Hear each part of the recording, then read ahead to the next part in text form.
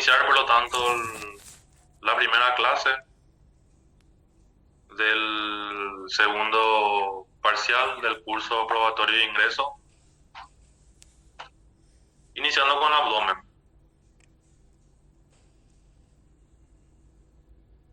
Como ya les mencioné, vamos a dar un pantallazo general en cuanto a los huesos que va a incluir en el capítulo de abdomen. Y ya utilizando un poco de la nueva metodología que les mencioné, de utilizar las clases más para guiarles en la forma de estudiar y esclarecer cualquier tipo de dudas o consultas que haya. En esta clase, en lo que corresponde a huesos, vamos a estar desarrollando lo que son las vértebras lumbares, el sacro, el coxis y la estrella de los huesos, que es el coxal o los coxales, ya que son huesos pares. En cuanto a las vértebras en este caso específicamente son las vértebras lumbares. No vamos a adentrarnos demasiado en cuanto a todos los detalles de las vértebras, porque eso ya desarrollamos en el primer parcial. En las partes, ¿verdad?, que tiene un cuerpo, el macizo apofisario, las partes del macizo apofisario. Esas cosas ya no vamos a enfocar mucho porque ya se da por entendido que se desarrolló y se entendió. Entonces, ¿qué es lo que vamos a hacer ahora? Vamos a enfocarnos en las características que presentan esas partes de la vértebra cuando hablamos de una vértebra lumbar.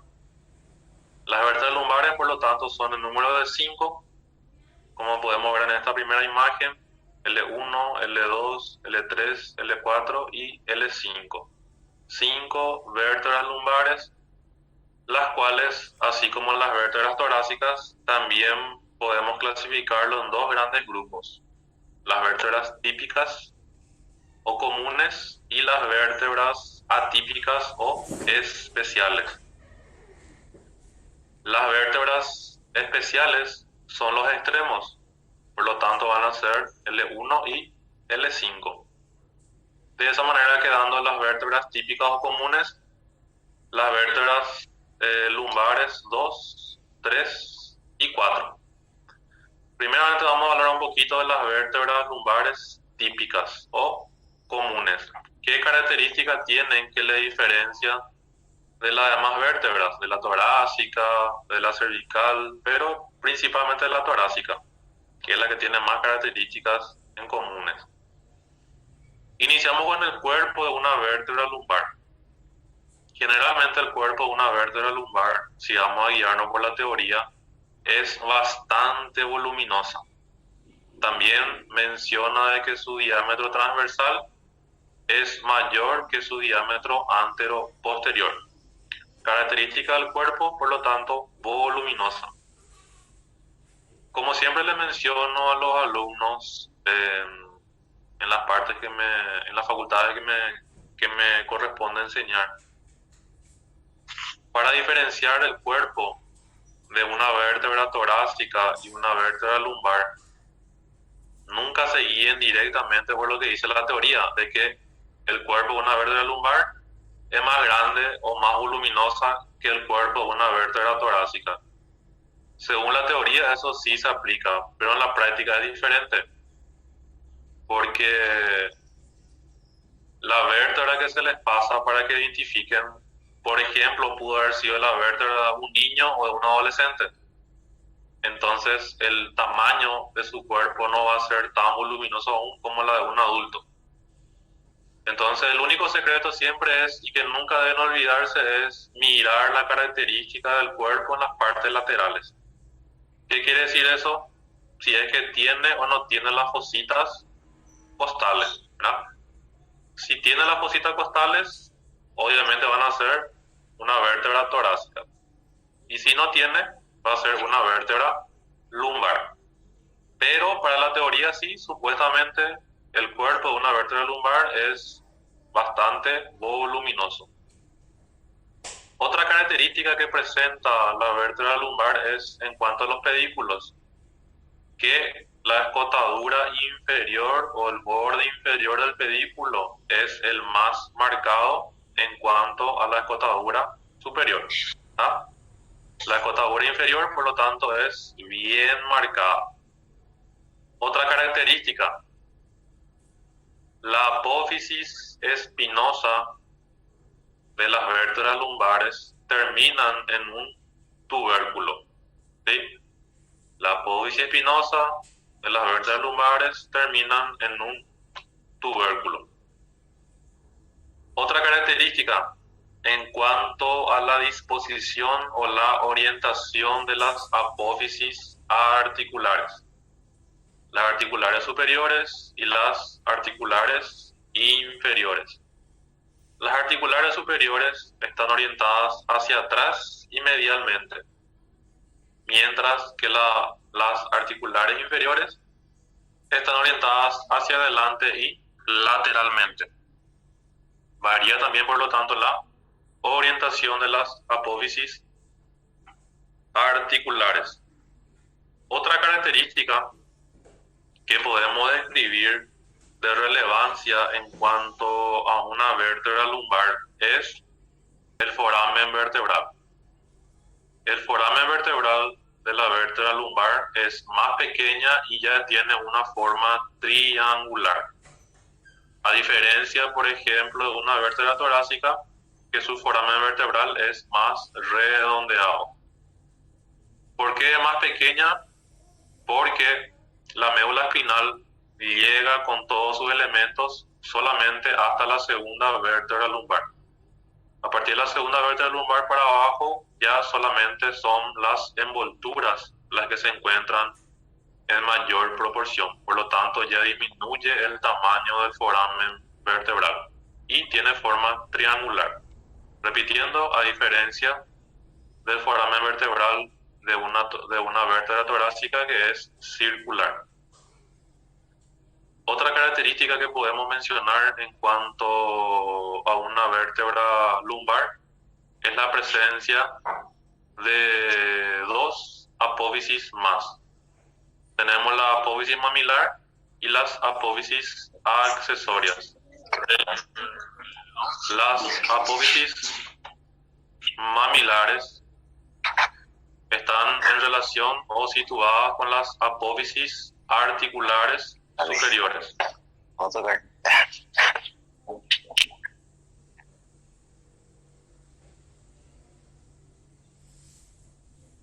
Esa revolución.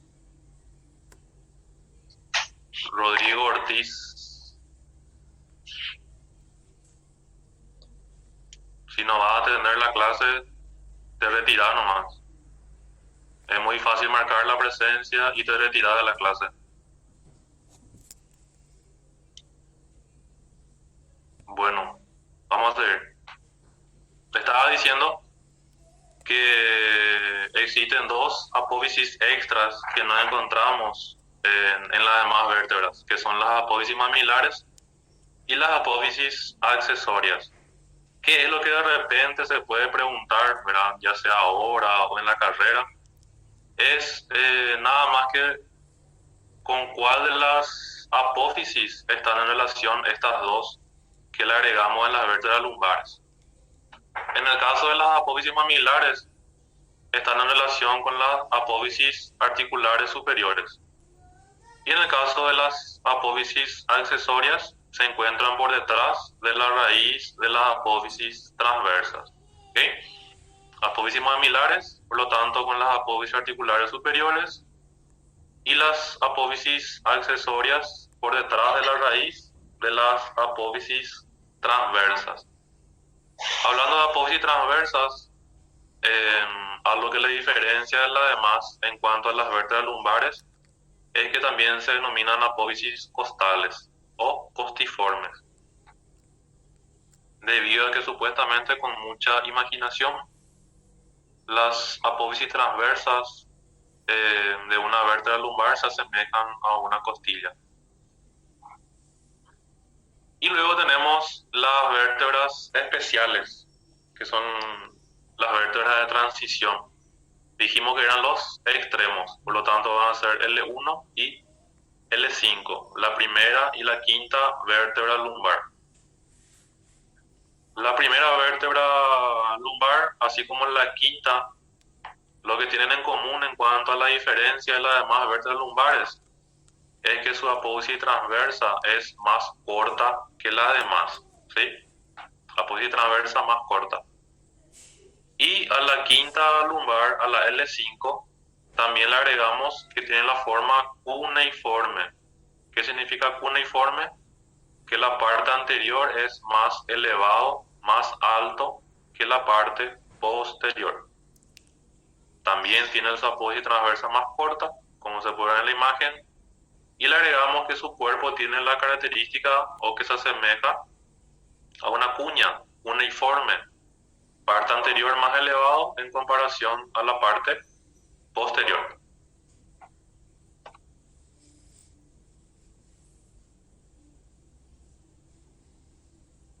Siguiente hueso, tenemos el sacro.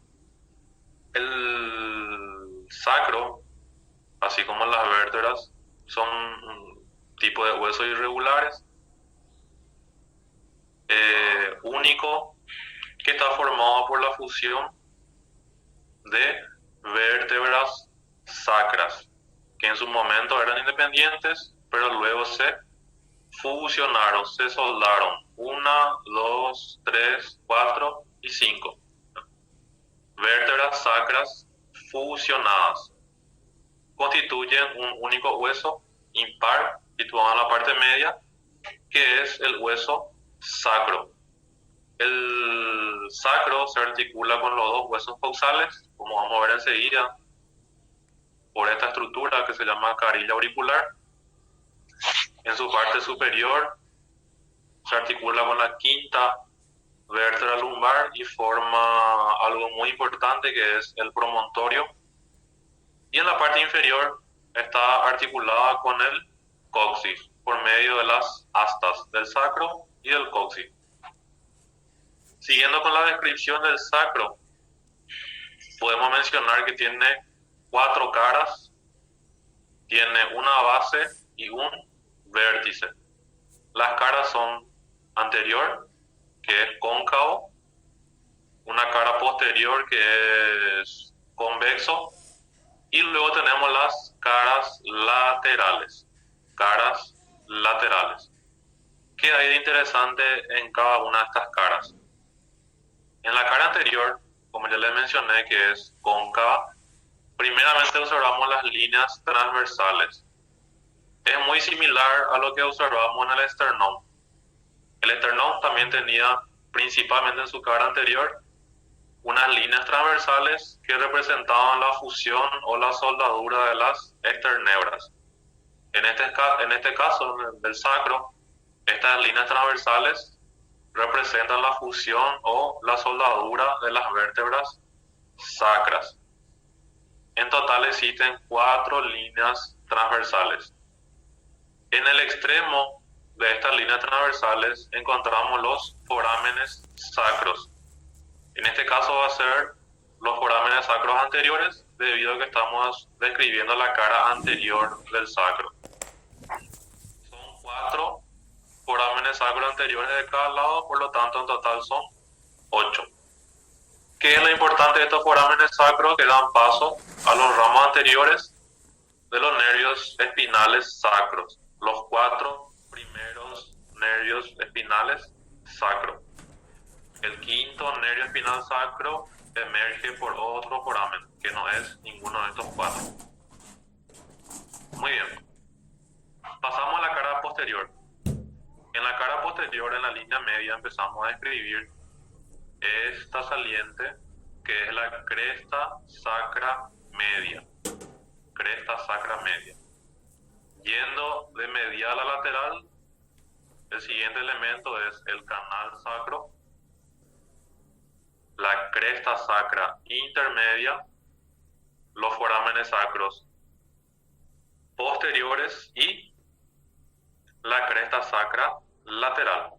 Acá lo mismo, canal sacro, cresta sacra intermedia, forámenes sacros posteriores y la cresta sacra lateral. ¿Qué es lo importante que tiene que enfocar bien en cuanto a estos accidentes óseos? Es principalmente qué elementos de la vértebra sacra se han fusionado para formar estos accidentes. En cuanto a la cresta sacra media, representa la fusión de las apófisis espinosas de las vértebras sacras. ¿Sí? Cresta sacra media, apófisis espinosas. El canal sacro representa la fusión de las láminas de las vértebras sacras. La cresta sacra intermedia representa la fusión de las apófisis articulares de las vértebras sacras. Y por último, la cresta sacra lateral representa la fusión de las apófisis transversas de las vértebras sacras. Repitiendo, la cresta sacra intermedia, fusión de las apófisis espinosas, el canal sacro, fusión de las láminas vertebrales, la cresta sacra intermedia, fusión de las apófisis articulares, y la cresta sacra lateral, fusión de las apófisis transversas. Esta cresta sacra media en la parte inferior se continúa con el hiato del sacro. También en la parte inferior observamos las astas del sacro, que como ya les mencioné, sirven para articularse con las astas del cóccix. Bien. Luego pasamos a las caras laterales. ¿Qué es lo importante de las caras laterales? Dos cosas. La carilla auricular, como ya les mencioné, que es para articularse con el hueso coxal, específicamente con la cara medial del hueso coxal, como vamos a ver enseguida. Y por detrás de la carilla auricular se encuentra la fosa cribosa, que tiene unos pequeños forámenes principalmente por donde atraviesan pequeños vasos sanguíneos. En cuanto a la base, encontramos la abertura del conducto sacro, también están las alas del sacro y también podemos describir la presencia de las apófisis articulares superiores. Y en cuanto al vértice, tiene las superficies articulares para articularse con el cóccix. Y en cuanto al cóccix, también es un hueso que se forma por la unión de vértebras, en este caso vértebras coccígeas, que puede ser de 4 a 5, se articulan con el sacro. Y algo característico como cultura general, el cóccix del ser humano es lo que representa a la cola de los animales, por ejemplo del perro, del gato, solo que en el ser humano, cuando fuimos evolucionando, el cóccix fue reduciéndose de tamaño. Incluso hay algunas patologías, algunas anomalías en el cual el cóccix de algunas personas es más desarrollado y parece una colita que tiene en la parte inferior de la espalda. No trae ninguna complicación. En el caso de los que se operan es más por la parte estética.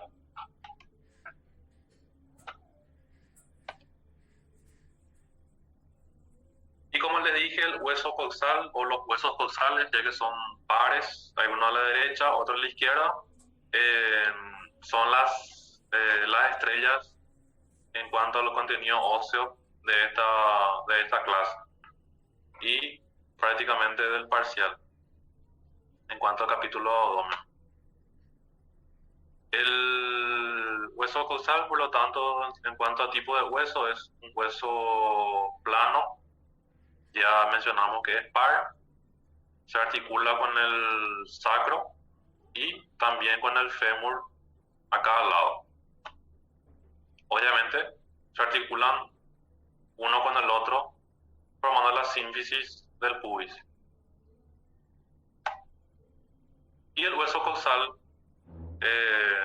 primitivamente en el desarrollo, presentaba tres porciones: el isquion en la parte posterior, isquion, el ilion en la parte superior y el pubis en la parte anterior, que luego se fusionaron y forman un único hueso que es el coxal. En cuanto a la descripción, en el hueso coxal describimos dos caras. Vamos a tener una cara lateral y una cara medial. La forma más fácil de identificar cuál es la cara medial y cuál es la cara lateral, tanto para la teoría como para la práctica, una vez que ya estén en la carrera y ya entren a la morgue, es identificarla, esta estructura que vamos a describirlo enseguida, que es el acetábulo. El acetábulo es lo que encontramos en la cara lateral de un hueso coxal. Otra información como cultura general para identificar cuál es el borde posterior y el borde anterior, que también vamos a ver enseguida de los bordes. El borde posterior siempre va a ser el borde redondeado, es por el cual nos apoyamos al sentarnos. Y el borde anterior es el borde puntiagudo, redondeado y puntiagudo. Hablando ya de los bordes, tenemos por lo tanto un borde anterior, un borde posterior, un borde superior que está representado por la cresta ilíaca con sus dos labios, externo e interno, y el intersticio, y el borde inferior que está dado por la rama isquiopubiana. Y también presenta cuatro ángulos, ¿no? Antero superior, postero superior, medial y postero inferior. Los cuatro ángulos del hueso coxal. En esta clase, para disminuir el tiempo, vamos a enfocarnos en lo que es más importante y lo que tiene más cosas que preguntar, que son principalmente las caras, lateral, medial, y los bordes anterior y posterior. En el caso del abdomen, siempre se le da más prioridad al borde anterior. El borde posterior es desarrollado con mayor precisión y detalles en el capítulo de miembro inferior. Bueno, iniciamos por lo tanto con la cara lateral del hueso coxal. Como le dije, en otro punto de referencia, en otro parámetro, para identificar que esta es la cara lateral del hueso coxal, es ubicarle al acetábulo. Entonces, iniciamos la descripción con el acetábulo. El acetábulo, lo que tiene de característica relevante es que presenta dos porciones. Una porción articular y una porción no articular. La porción no articular corresponde a la fosa acetabular o la fosa del acetábulo. Y la porción articular es la carilla semilunar. Acetábulo también se llamaba cótilo antiguamente, nombre tradicional. Tiene dos porciones entonces, una porción articular que es la carilla semilunar porque se asemeja a una semiluna, y en el centro presenta la fosa acetabular. Luego, alrededor del acetábulo hay un relieve que corresponde al borde acetabular, también conocido como ceja cotiloidea, borde acetabular. ¿Qué hay de interesante del borde acetabular? Que en su parte inferior se encuentra interrumpida, no es un borde continuo, debido a la presencia de esta estructura que es la escotadura acetabular. Escotadura acetabular. Por encima del acetábulo encontramos una superficie bien amplia que le corresponde a la cara glútea. Como dice su nombre, está en relación directa con los músculos glúteos. Esta cara glútea presenta dos líneas glúteas, una línea glútea anterior y una línea glútea posterior. Ambas líneas parten de un punto en específico. Esto, como vamos a ver enseguida, se denomina escotadura ciática posterior. Escotadura ciática posterior. ¿Ah? Mayor, escotadura ciática mayor, perdón, mayor. De la escotadura ciática mayor parten ambas líneas glúteas, la línea glútea anterior y la línea glútea posterior. ¿Cuál es la importancia de la presencia de estas líneas glúteas? Es justamente para que se puedan insertar los tres músculos glúteos, ¿sí? El mayor, el medio y el menor. Por lo tanto, estas dos líneas glúteas van a dividirle a la cara glútea en tres regiones: posterior, medio y anterior. ¿Para qué? Para que se inserten los tres músculos glúteos. Siguiendo con la cara lateral,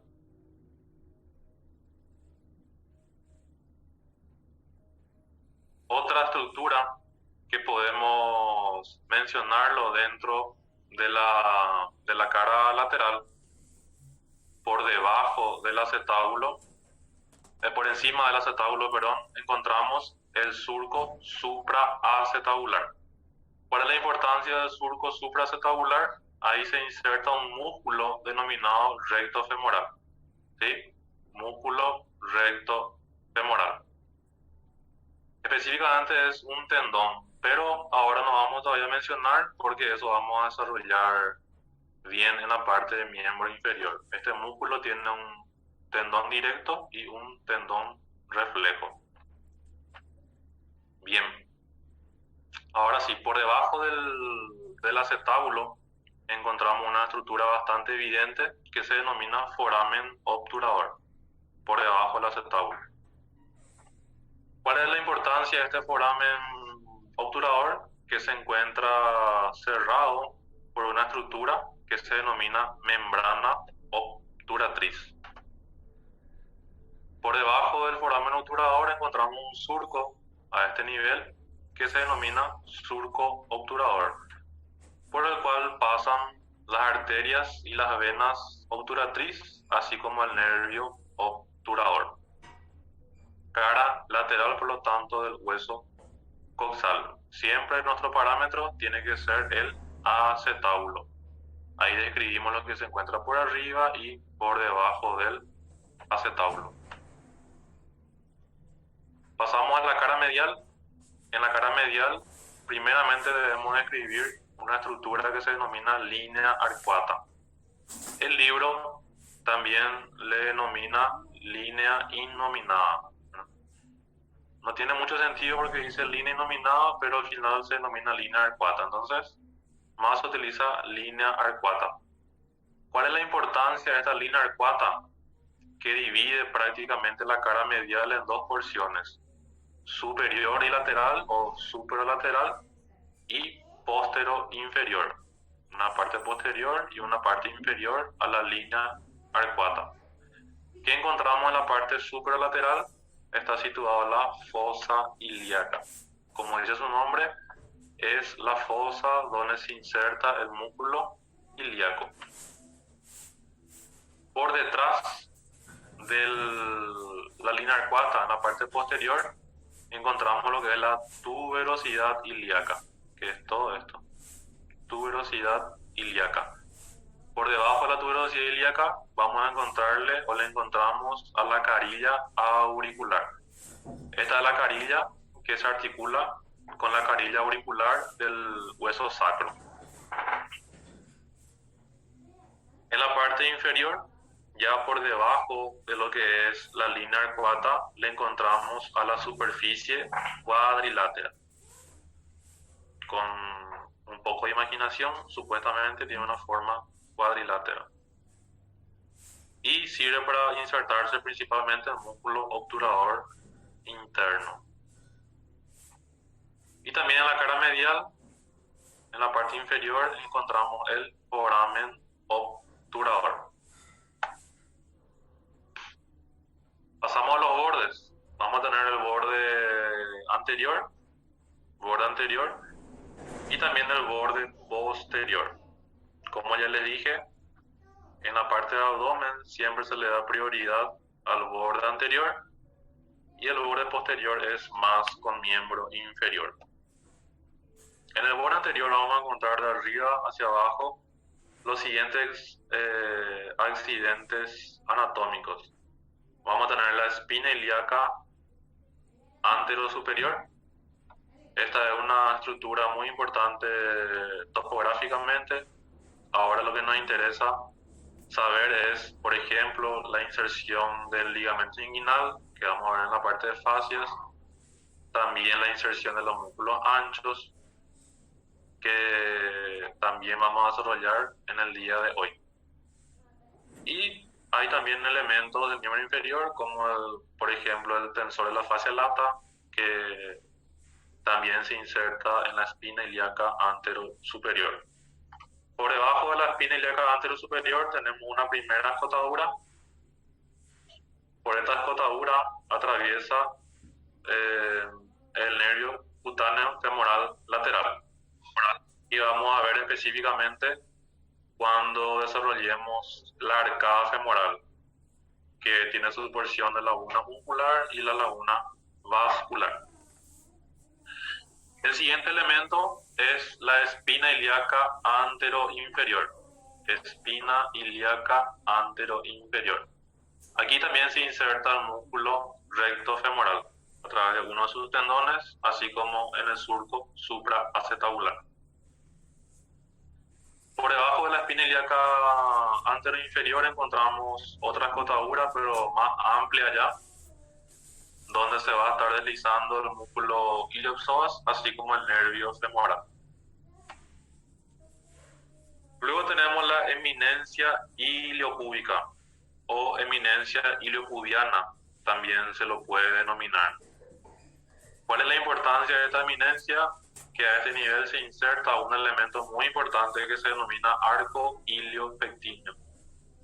El arco iliopectíneo es una dependencia de la fascia ilíaca, una fascia que le envuelve al músculo ilíaco, y su importancia es topográfica. Como vamos a ver a la vuelta del receso, este arco iliopectíneo divide una zona denominada arcada femoral en una laguna muscular lateralmente y una laguna vascular medialmente.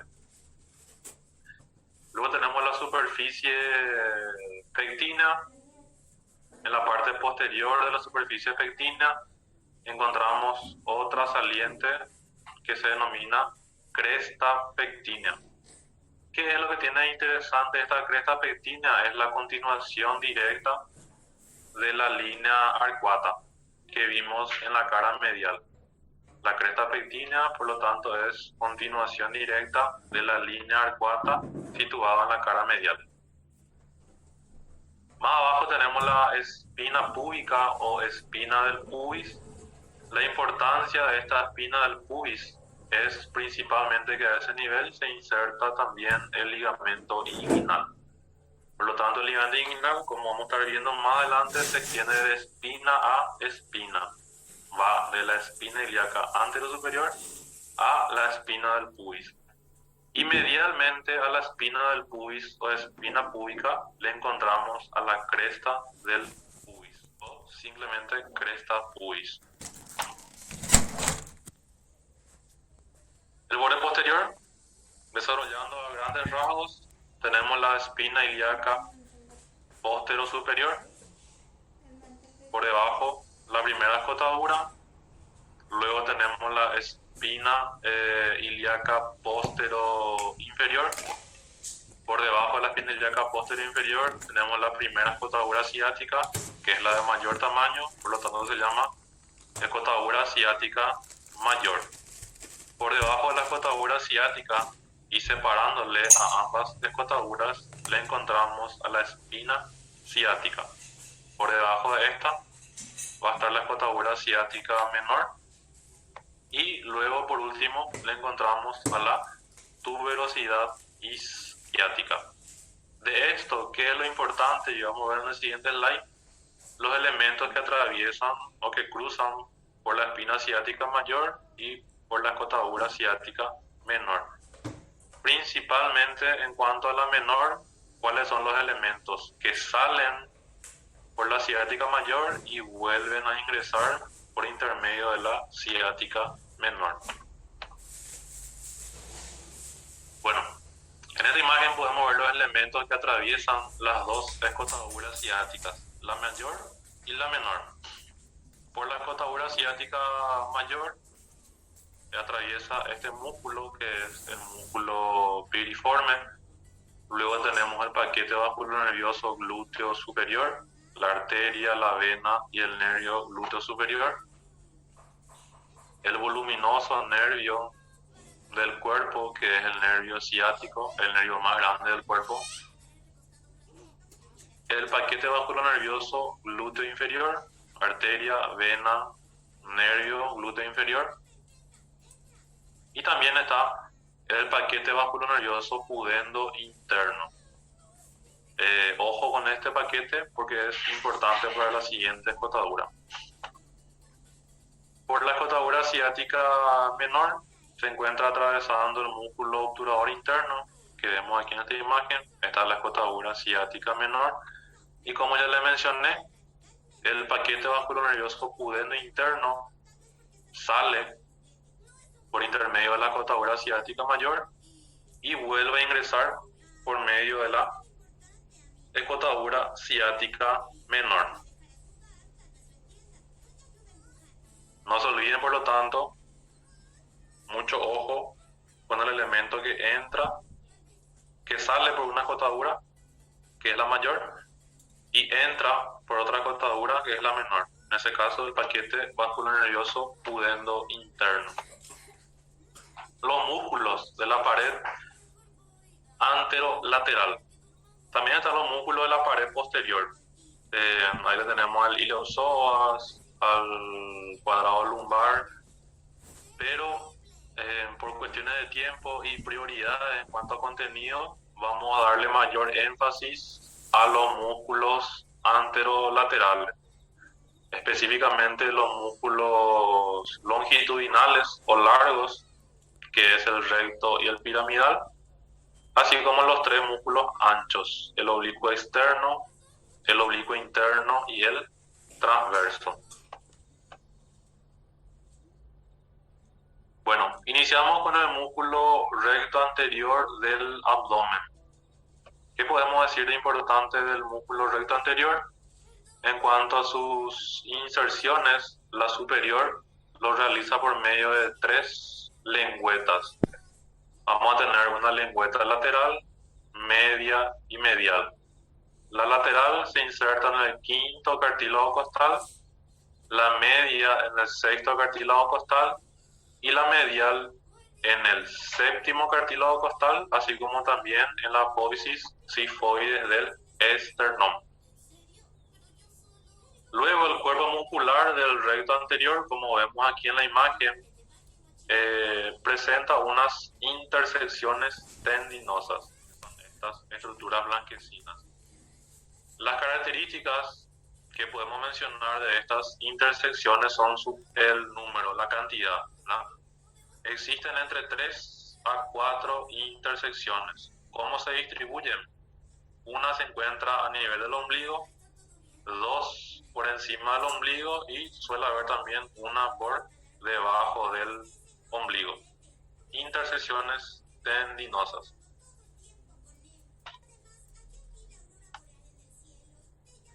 Estas intersecciones, seguro que algunas personas que saben el CPI tienen todavía marcados sus intersecciones del recto.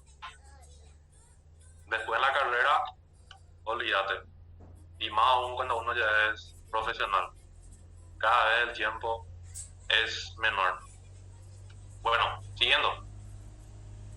Y las inserciones inferiores o terminales, en el caso del músculo recto anterior del abdomen, se sitúan en el pubis, específicamente en el cuerpo del pubis, y si queremos especificar más aún, entre la sínfisis del pubis, que es acá la parte media, la unión de los dos huesos dorsales, y la espina del pubis, entre la sínfisis y la espina del pubis. En cuanto a las relaciones, ¿qué relaciones importantes tiene el recto anterior que podemos mencionar? Esto está cubierto por una vaina fibrosa que se denomina vaina del recto. Esto que vemos acá. La vaina del recto se forma específicamente por las aponeurosis de los tres músculos anchos, del oblicuo externo, el oblicuo interno y el transverso. Estos tres músculos anchos, por lo tanto, proveen su aponeurosis para que se pueda constituir, para que se pueda formar lo que se conoce como la vaina del recto. Otra relación que tiene el músculo recto anterior por delante es la presencia de este pequeño músculo que vamos a desarrollar enseguida, que es el músculo piramidal. Y por la cara profunda del músculo recto podemos mencionarle al arco de Douglas, que es el que marca el pasaje brusco de la aponeurosis del oblicuo interno y del transverso por delante del recto, así como también podemos observar que esta arteria, que es la arteria epigástrica inferior, se introduce dentro de la vaina del recto, por lo tanto en la cara profunda del recto, asciende por su cara profunda y a nivel aproximadamente del ombligo, que está a nivel de L4 más o menos, se anastomosa con la arteria epigástrica superior que proviene de la torácica interna. Y en cuanto a su inervación, el recto anterior está inervado por los 6 últimos nervios intercostales, así como también por el nervio ilio-hipogástrico. Como ya mencionamos y utilizamos la misma imagen, el otro músculo longitudinal es el músculo piramidal. Este músculo es aplanado, es inconstante, a pesar de que en teoría solamente en un 20% de las personas se encuentra ausente. Entonces quiere decir que el músculo piramidal está presente en el 80% de las personas. Generalmente también se dice que el músculo piramidal es un músculo rudimentario, o sea, que no tiene ninguna función. Pero nuevas bibliografías mencionan de que el músculo piramidal tiene la función de producir la tensión de la línea alba o la línea blanca. Produce tensión de la línea alba.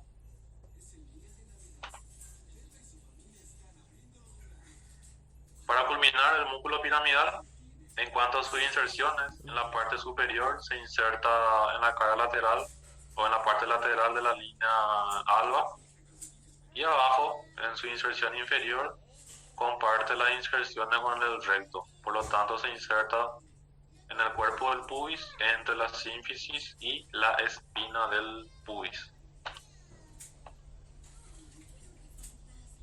Pasando a los músculos anchos, iniciamos con el músculo oblicuo externo, o también conocido como oblicuo mayor, su nombre tradicional. La inserción del oblicuo externo en su origen o inserción superior lo realiza en las 7 a 8 últimas costillas, en la parte lateral e inferior. Estas inserciones superiores comparte intersecciones con el músculo serrato anterior, así como también con el músculo dorsal ancho. Y en la parte inferior, la inserción inferior del oblicuo externo lo realiza a través de la aponeurosis del oblicuo externo, la aponeurosis del oblicuo externo. Por medio de esta aponeurosis del oblicuo externo, termina fijándose o formando la vaina del recto, contribuyendo a formar la vaina del recto. También se inserta en el pubis, formando los pilares lateral y medial, que vamos a ver enseguida. Y también por sus fibras musculares se inserta sobre la cresta ilíaca, específicamente en el labio externo hasta la espina ilíaca anterosuperior, cresta ilíaca. En esta imagen podemos ver cómo se produce esta inserción de la aponeurosis del oblicuo externo a nivel del pubis. El pilar lateral se inserta en el pubis del mismo lado, o sea que homolateral. ¿Qué pasa con el pilar medial? El pilar medial cruza del lado opuesto y se inserta en el pubis del lado contrario, o sea que contralateral. Por lo tanto, los pilares mediales se van a entrecruzar en la línea media. ¿Cuál es la importancia de la inserción en forma de pilares de esta aponeurosis del oblicuo externo? Que delimitan una superficie que corresponde al conducto inguinal, que se denomina anillo inguinal superficial. El conducto inguinal, como vamos a ver a la vuelta del receso, presenta 2 orificios y 4 paredes, ¿verdad? Y uno de esos orificios es el anillo inguinal superficial. Este presenta un ángulo, este anillo, donde se encuentra cerrado por estas estructuras que se denominan fibras intercrurales o arciformes de Nikkei. Algo más sobre la aponeurosis del oblicuo externo que vamos a estar observando más adelante es que el borde inferior de la aponeurosis del oblicuo externo constituye lo que se denomina el ligamento inguinal. En cuanto a las relaciones del oblicuo externo, podemos citar uno de ellos, que es forma el límite de un triángulo denominado triángulo lumbar superior o triángulo lumbar inferior o triángulo de Petit. Triángulo lumbar inferior o triángulo de Petit. Y la inervación está dada por el nervio iliohipogástrico y por el nervio ilioinguinal, que son ramos del plexo lumbar que vamos a estar también desarrollando a lo largo de este parcial.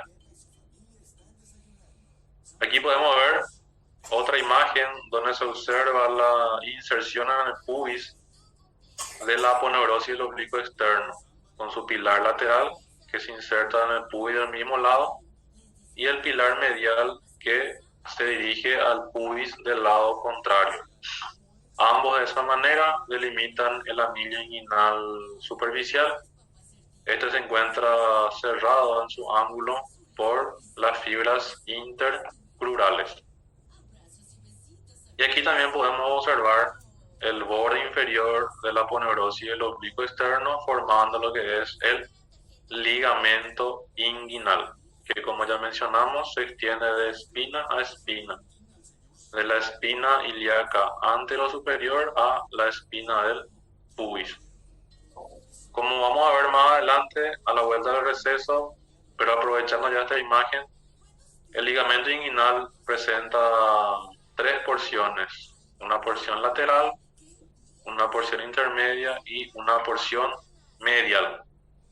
La porción lateral vamos a ver que está en relación con la laguna muscular, la intermedia con la laguna vascular y la porción medial con 2 ligamentos, el ligamento lacunar o ligamento de Gimernath y el ligamento reflejo, ligamento posterior o ligamento de Coles. Tiene 3 nombres: reflejo, posterior o de Coles.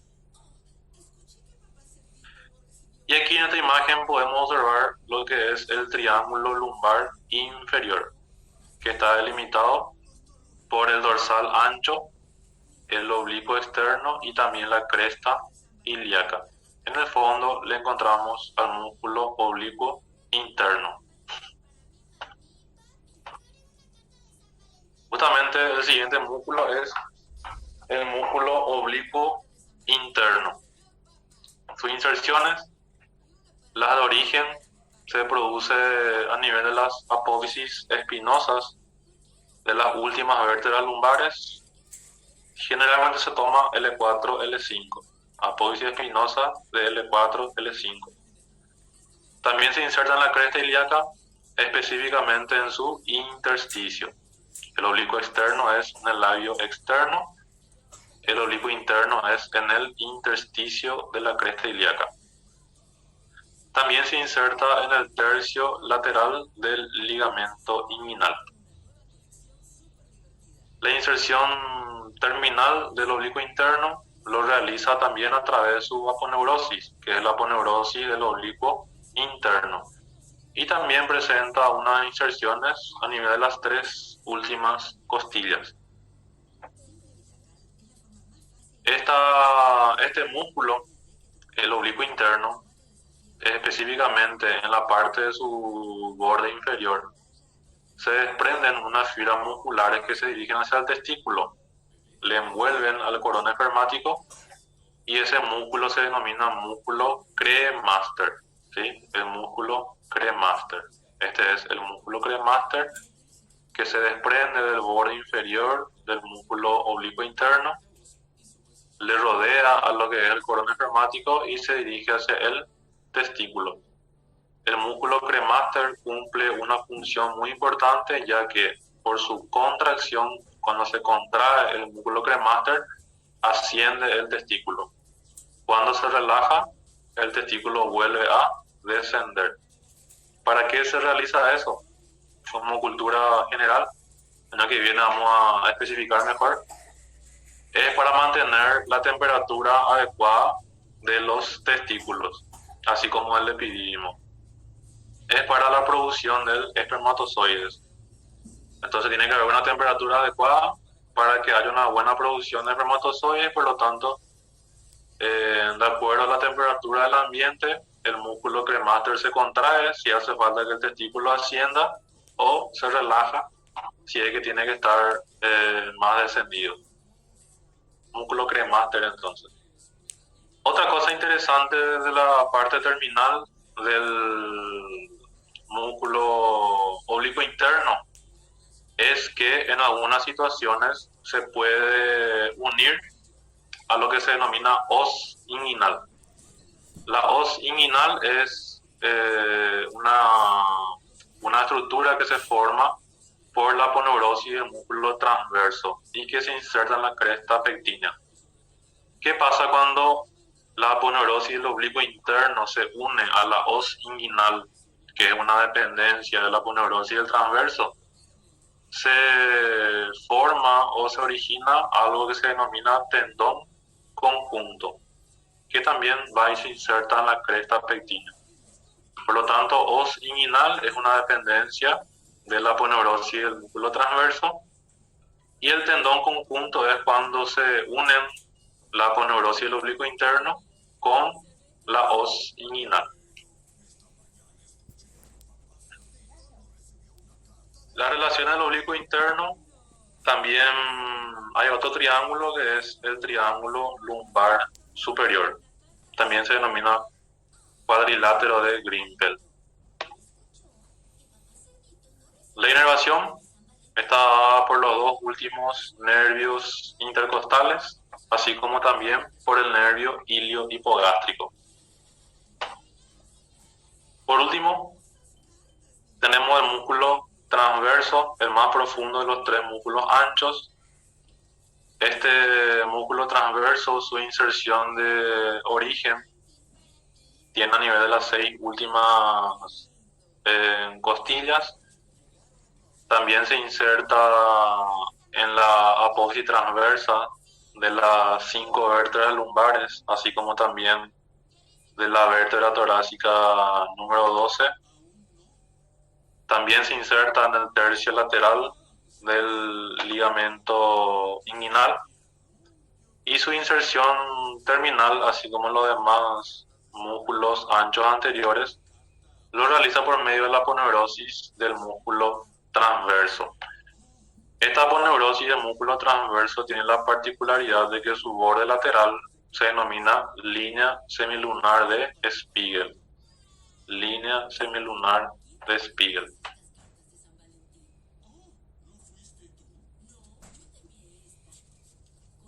Y como ya les había mencionado anteriormente, una porción de la parte inferior del músculo transverso, de la aponeurosis del músculo transverso, se fija sobre la cresta pectina y se denomina os inguinal. Si a la os inguinal se le une la aponeurosis del oblicuo interno, se denomina ahí tendón conjunto. La inervación está dada también, así como el oblicuo interno, por los dos últimos nervios intercostales y por el nervio ilio hipogástrico. Y esto vamos a dar a la vuelta del receso.